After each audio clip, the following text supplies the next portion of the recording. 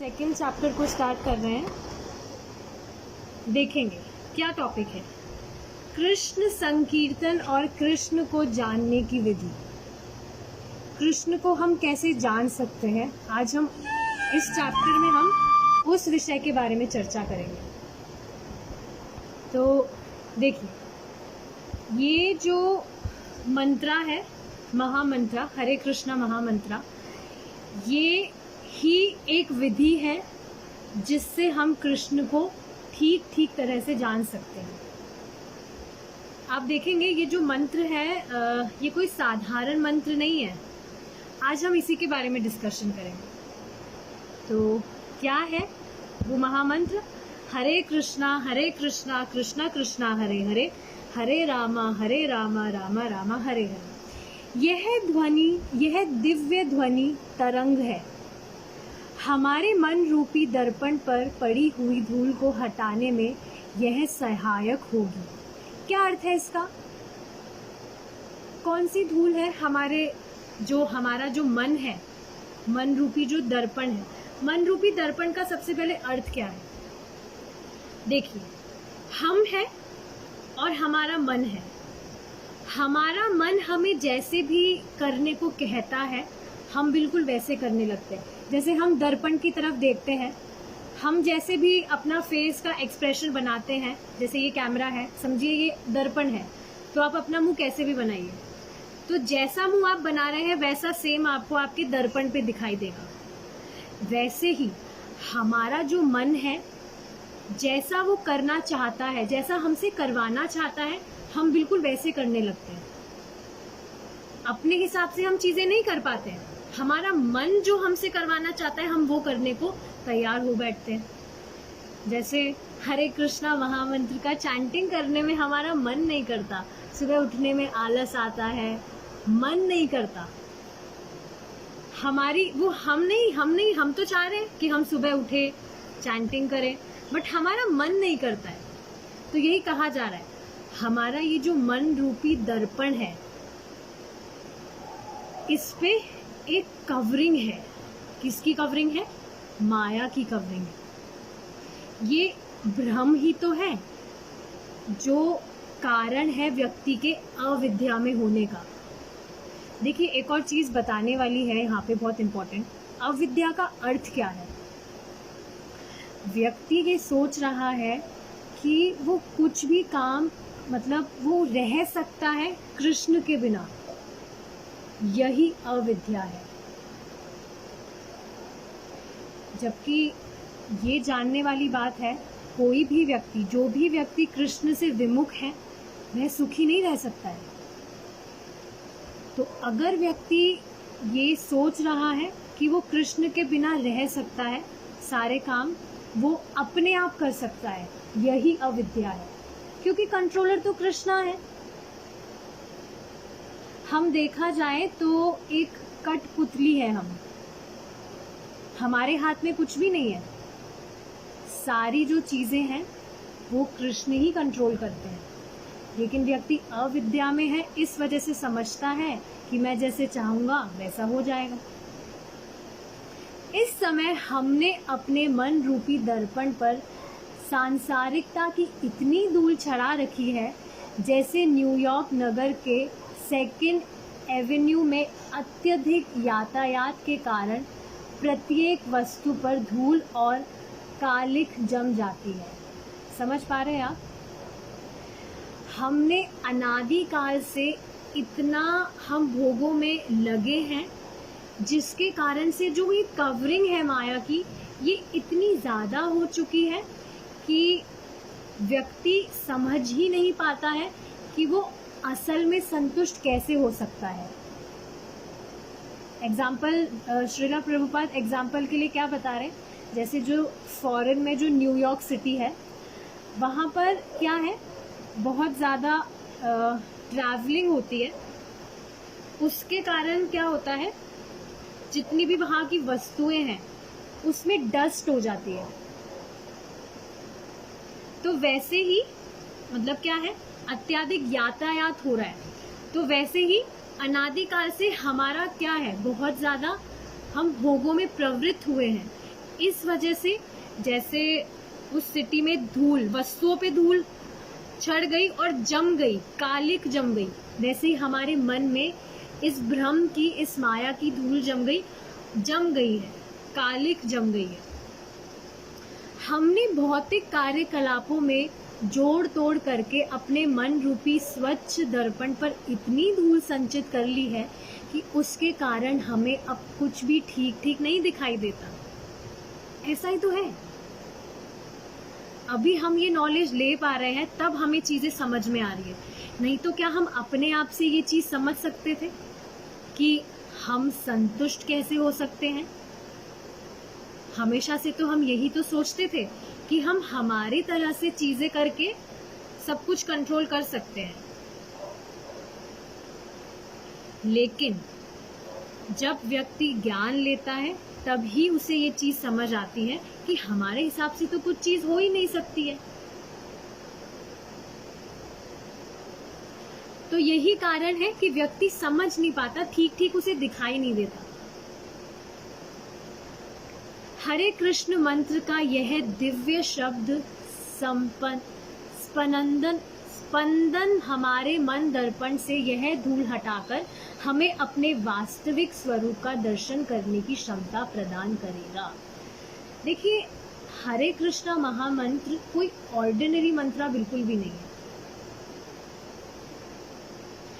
अगर हम इसके बारे में डिस्कशन करने बैठे तो पूरा क्लास कम पड़ जाएगा। इतनी सारी चीजें हैं इसके बारे में डिस्कस करने के लिए। लेकिन फिर भी अगर हम कुछ मेन चीजों के बारे में बात करें तो ये चीज समझनी चाहिए कि हमारा जो आध्यात्मिक जीवन है, हमारा जो आध्यात्मिक जीवन में हम प्रगति अगर कर सकते हैं तो उसका जो कोर है वो ये हरे कृष्णा महामंत्र का चैंटिंग ही है। आप देखेंगे हमारे जो स्पिरिचुअल मास्टर है उनका वेरी फर्स्ट इंस्ट्रक्शन क्या होता है? Chant 16 rounds. यही होता है सबसे पहला इंस्ट्रक्शन स्पिरिचुअल मास्टर, क्योंकि यही कोर है। अब आप कहेंगे कि ठीक है, अगर चैंटिंग करना कोर है तो फिर ये हमें शास्त्र सुनने की क्या जरूरत है, कल से नहीं आते हैं क्लास में? नहीं, देखिए, चैंटिंग हम कर रहे हैं, चैंटिंग को कंटिन्यू रखने के लिए शास्त्र श्रवण करना बहुत जरूरी है। आप कुछ भी चीज कर रहे हैं, अगर आपको पता ही नहीं है कि वो चीज करनी क्यों है, तो आप उसको कैसे लंबे समय तक कर पाएंगे? अगर आपको एक चीज करने को बोली गई है तो इसका मतलब ये नहीं है कि दूसरी चीज इंपॉर्टेंट नहीं है। सारी चीजें इंटरलिंक्ड है। हाँ, लेकिन ये बात चीजें समझने की है कि ये जो भी हम फिलॉसफी समझ रहे हैं, इसको समझने के लिए मतलब हमारे माइंड में ये जो चीज है ये बैठने लगे, उसके लिए चैंटिंग करना बहुत जरूरी है। क्यों? क्योंकि देखिए, जो भी हम शास्त्र सुन रहे हैं, जो भी हम गीता या भागवतम भी सुनते हैं, उसका श्रवण करते हैं, तो पहले तो ये चीज समझने वाली है कि ये कोई ऑर्डिनरी टेक्स्ट बुक नहीं है हमारी, जो हमने स्कूल में पढ़ी थी। जब तक व्यक्ति का जो हृदय है वो शुद्ध नहीं होता है, प्योरिफाइड नहीं होता है, वो शास्त्र की चीजों को पकड़ ही नहीं पाता है, समझ ही नहीं पाता है। क्यों? क्योंकि माया से ग्रसित है। तो आप देखेंगे शुरू में जब हम स्टार्टिंग में पढ़ना स्टार्ट भी करते हैं, आधी चीजें तो ऊपर से जाती है। ये भी डाउट होने लगता है कि सामने वाला कौन सी भाषा में बात कर रहा है। इसका कारण यही है। मैं देखती हूँ काफी लोग बताते हैं हमने तो गीता पढ़ ली है, इतनी बार पढ़ ली है, लेकिन फिर भी उनकी लाइफ में कुछ ट्रांसफॉर्मेशन नहीं आते। इसका कारण क्या है? क्योंकि उन्होंने चैंटिंग नहीं किया। चैंटिंग नहीं कर रहे तो हार्ट प्योरिफाइड नहीं हुआ, और हार्ट प्योरिफाइड नहीं हुआ तो जो नॉलेज है वो समझ में नहीं आया। तो ये जो भी शास्त्र है ये ऑर्डिनरी नहीं है, आध्यात्मिक ज्ञान है। तो इसको समझने के लिए व्यक्ति का हार्ट शुद्ध होना बहुत जरूरी है। और हरे कृष्णा महामंत्र का जो जाप है वो ही एकमात्र सल्यूशन है हमारे हार्ट को प्योरीफाई करने। तो देखिए क्या कहा जा रहा है, हरे कृष्ण मंत्र का यह दिव्य शब्द स्पंदन हमारे मन दर्पण से यह धूल हटाकर हमारे हृदय पे जो, हमारे मन पे जो कवरिंग है माया की, उसको हटाने लगता है, हमें अपने वास्तविक स्वरूप का दर्शन करने की क्षमता प्रदान करेगा। हमारे मतलब इसका क्या अर्थ है, अभी we are not capable to understand the things, क्षमता नहीं है अभी हमें कि हम ठीक ठीक चीजों को समझ सके, बट जैसे जैसे हम हरे कृष्णा महामंत्र का चैंटिंग करते हैं, भगवान अपने आप बुद्धि देने लगते हैं और हम अपने आप चीजों को समझने भी लगते हैं। देखिए अब क्या बताया जा रहा है, you should not be upset by your dirty mirror, if it was not for the mirror you would not be aware of the dust. देखिए क्या चीज कही जा रही है, बहुत इंपॉर्टेंट चीज है, ध्यान से सुनेंगे। हम पहले तो मिरर से समझते हैं क्या कहा जा रहा है। ये जो मिरर है, ये जो दर्पण है, अगर इसमें धूल है तो हमें इससे दुखी होने की जरूरत नहीं है। उस दर्पण पे धूल है तभी हमको समझ आ रहा है कि वो धूल है। अब देखिए, अब हमारे प्रैक्टिकल अगर हम इसे अप्लाई करें तो हमारा जो मन है उसमें धूल जमी हुई है, तो इसमें दुखी होने वाली बात नहीं है। व्यक्ति जैसे जैसे भक्ति करता है, ये जो कवरिंग है माया की, ये अपने आप साफ होने लगती है। यही तो अभी हमने पढ़ा है, तो इसमें दुखी होने वाली बात नहीं है। बस जो प्रोसेस हम सीख रहे हैं उसको डेली हमें प्रैक्टिस करना है, दैट इज इट। जो ही हमें ये बोध होगा कि मैं ये शरीर नहीं हूँ, मैं आत्मा हूँ और चैतन्य ही मेरा स्वरूप लक्षण है, तो ही हम सच्चे सुख में स्थापित हो सकेंगे। तो आप देखेंगे व्यक्ति अपने आप को शरीर मानता है, यही तो शोक का कारण है। हर वक्त हर क्षण वो भय में रहता है, डरा हुआ रहता है, क्योंकि वो खुद की पहचान इस शरीर से करता है। अगर उसे कुछ लग गया, कुछ कट गया, तो वो डरता, यही तो डरता रहता है कि अरे मुझे कुछ हो गया, क्योंकि वो खुद की पहचान इस शरीर से कर रहा है।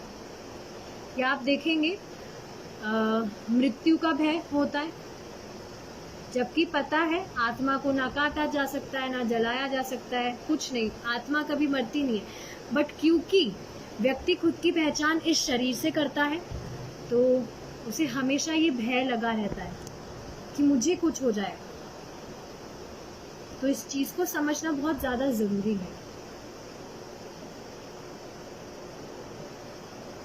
जैसे हरे कृष्ण मंत्र के संकीर्तन से हमारी चेतना शुद्ध होती है, चेतना मीन्स हमारी कॉन्शियसनेस,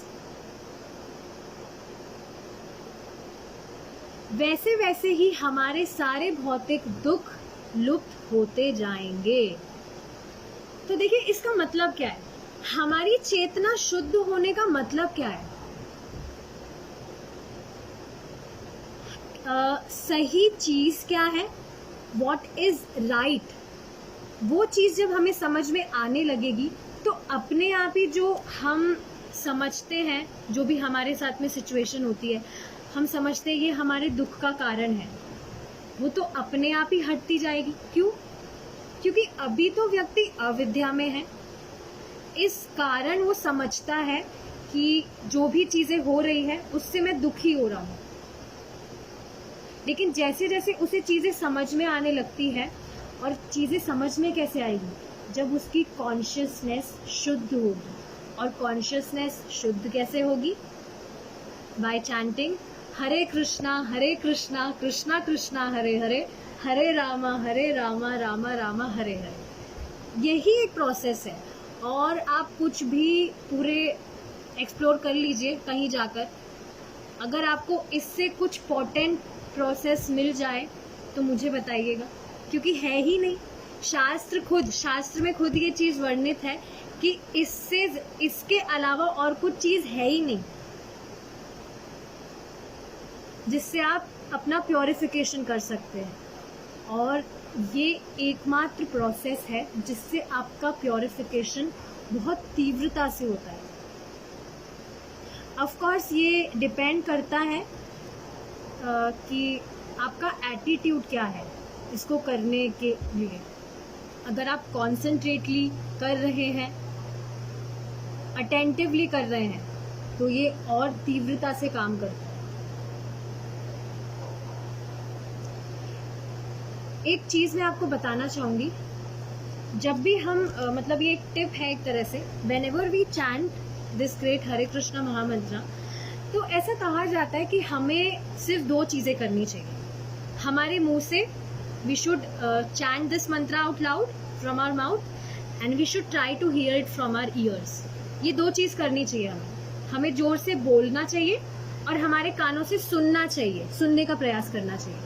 अब देखिए पूरा मतलब मैंने ये चीज पढ़ी थी, एक डिवोटी और श्रीला प्रभुपाद के बीच में एक कॉन्वर्जेशन हो रहा था। तो उसमें पूछ रहे थे वो डिवोटी कि पूरा जो मंत्र है सुनने में तो बहुत डिफिकल्टी होती है, हमारा तो माइंड इधर उधर चला जाता है, कैसे मतलब किया जाए, स्थिर कैसे किया जाए माइंड। तो प्रभुपाद ने बताया आप सिर्फ स्टार्टिंग का जो है हरे कृष्णा, सिर्फ इसको सुनने में ध्यान लगाइए। पूरा मंत्र सुनने में नहीं आपको ध्यान लगाना, सिर्फ स्टार्टिंग का आप सुनने का प्रयास कीजिए, हरे कृष्णा, दैट इज इट।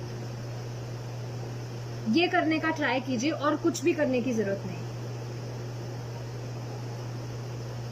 तो मैंने खुद ने ये ट्राई करके देखा था एंड इट रियली वर्क्स। कल सुबह आप भी इसको ट्राई करिएगा, बहुत हेल्प करेगा।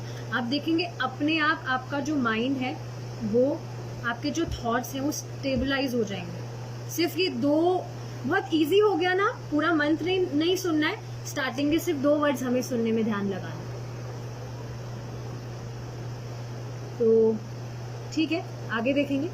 इस भौतिक जगत में सदा दुखों की ज्वाला उठती रहती है और प्रत्येक प्राणी उसे बुझाने की चेष्टा कर रहा है। यही तो हो रहा है। देखिए जो भी व्यक्ति कुछ भी काम कर रहा है वो इसीलिए तो कर रहा है ताकि उसके जीवन में वो सुख अनुभव कर सके। कोई भी दुख पाने के लिए तो प्रयास नहीं ही कर रहा है। सब खुश होना चाहते हैं। कोई अच्छा खाना, जैसे ठीक है डिवोटीज तो प्रसादम ही खाते हैं, लेकिन बाहर कोई खाने जाता है, रेस्टोरेंट में खाना खाता है, तो क्यों खाता है? ताकि वो उसे टेस्टी खाना वो खा सके और उससे उसे सुख मिल सके। या कुछ भी वो सुनता है, कुछ भी देखता है, कुछ भी वो करता है अपनी इंद्रियों से, इसीलिए तो करता है ताकि उसे सुख की अनुभूति हो। तो यही चीज यहाँ पर कही जा रही है कि इस भौतिक जगत में सदा दुखों की ज्वाला उठती रहती है, दुख आते रहते हैं और हमेशा जो प्राणी है वो इसी प्रयास में लगा रहता है कि कैसे हम इस दुख की निवृत्ति करें।